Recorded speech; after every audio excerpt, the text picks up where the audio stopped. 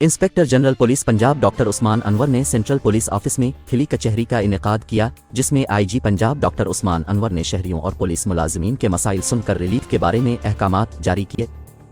IG Punjab doctor Usman Anwar ने शहरियों की दरखास्तों पर मुतल्लिका सुपरवाइजरी अफसरान से रिपोर्ट तलब की और DP एवज को अपनी निगरानी में इंक्वायरी करके शहरियों को रिलीफ फराहम करने का हुक्म दिया।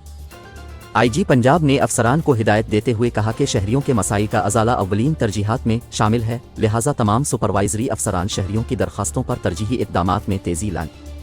आईजी पंजाब ने मजीद कहा कि फ़राइज़ की अंजामदही में SOPs की खिलाफ वर्जी के मुर्तकिब अफसरान व अहलकारों को कोई रियायत नहीं मिलेगी।